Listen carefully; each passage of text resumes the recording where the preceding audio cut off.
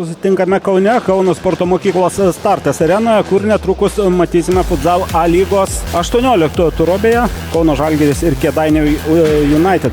Žagaras, futbolininkas, vartininkas, kuris vis vieno Tomo Bučmos bandymą. Dabar jau braziliškas ambos smūgis. Antrasis. Davidas Moneka dabar būtent. Ir čia jau ataka 2-1, pavojinga situacija, smūgis virsta. Gražiai, Norkus, galingas smūgis. Kauniečių atakos apie jų rezultatą ir Egidijus Žagaras. Darenko.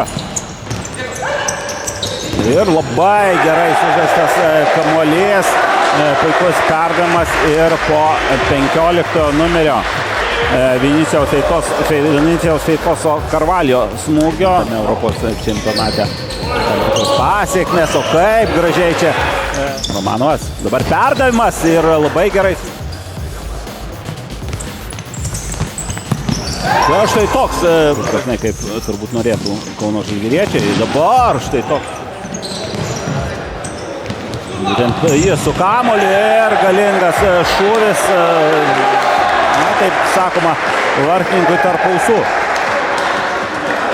Labai tikslus.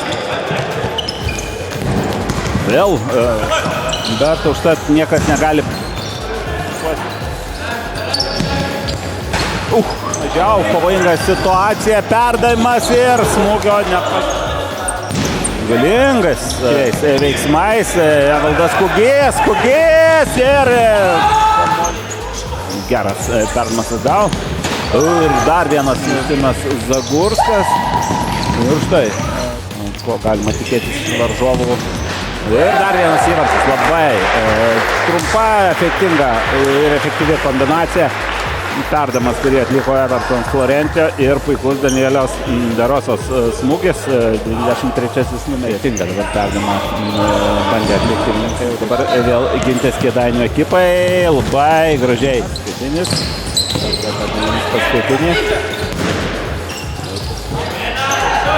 Pietinis perėmė kamuolį, pavojinga situacija, Egidijus Žagaras. Pietinis. Nesiryžo, dabar smūgis. Dabar jau aikštėje matome ir braziliškus ritmus ir viskas baigėsi dar vienu įvarčiu. 12 numeris. Evertonas Florencio pratęsia tokią brazilišką tradiciją. Tiek vienos, tiek kitos komandos žaidėjai. Vėl klaida, perimtas kamuolys.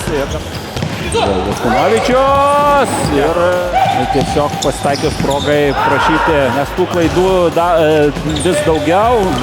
Aišku, ne Brazilas 15 minutės. O čia tai šūvis. Patenkintas turbūt pats savimi Danielis Derosa.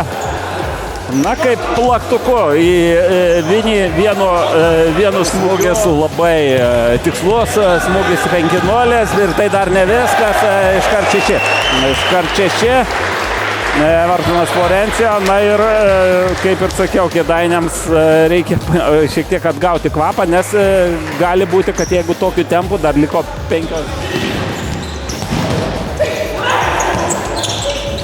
United vartus. Kartą Žalgiris ir dabar Pionierių suskaitoje. Žodžiu, šiandien buvo emocijų, buvo kovos, o pergalę pelnytai pelnė Kauno Žalgirio ekipa.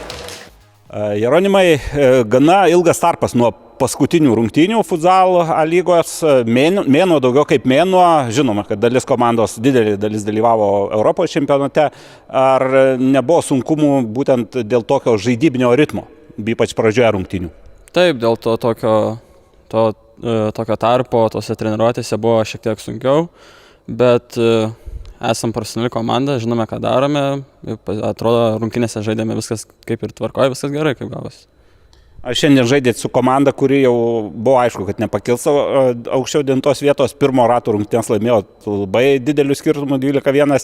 Žinau iš patirties, kad nelengva būna žaisti su tokiais varžovais dažnai. Taip, su tokio šiek tiek iš pradžių klampios rungtynės, ne taip ir tikėjomės. Porą naujų žaidėjų prisijungė į komandą, dar reikia šiek tiek laiko adaptuotis. Bet iš tikrųjų geros tikrai rungtynės, jau ant galo jau atsidarė visi įvarčiai, susimušome ir ko reikėjo. Atkreipiau dėmesį, kad irgi žaidėjai kartu su kolegomis iš Brazilijos ir kai kuriais naujais žaidėjais. Ar kokį pirmieji įspūdžiai, jie neseniai prisijungė prie komandos, žinom, kad žaidė kai kurie labai didelę patirtį turi. Tai ką galėtum pasakyti apie naujus komandos draugus? Taip, tikrai už pat pirmų treniruočių matėsi aukšto meistriškumo, tiek su kamuoliu, tiek taktiškai, be galo tikrai tiek užbaigimo fazėje muša labai gerai. Tikrai duos daugiau, pastiprins visą komandą, užbaigiant čempionatą. O tiek dėl manęs irgi tiek nesenai prisijungiau, tai irgi toks malonumas žaisti su aukštesnio lygio žaidėjais, kurie padeda tobulėti. Būtent norėjau paklausti kitą klausimą, kaip jautiesi žaisdamas su jais. Tai aišku, kad kai aukšto lygio žaidėjai ir pačiam lengva. O kokie tavo, sakykime, asmeniniai tikslai galbūt prisijungus prie šios komandos? Tai tie asmeniniai tikslai gauti kuo daugiau laiko, nesenai prisijungiau prie komandos, tas daugiau žaidiminio laiko, tas tolesnis žiūrėjimas į ateitį ir tikėtis kuo didesnio pasitikėjimo iš trenerių, iš komandos narių, kad gauti kuo daugiau žaisti. Martynai, antros rungtynės su vienais iš lyderių, pirmas pralaimėjot labai didelių skirtumų, tačiau šiandien buvo turbūt kitokios rungtynės, net jautėsi iš komandos energijos. Ar sutiktum su tuo?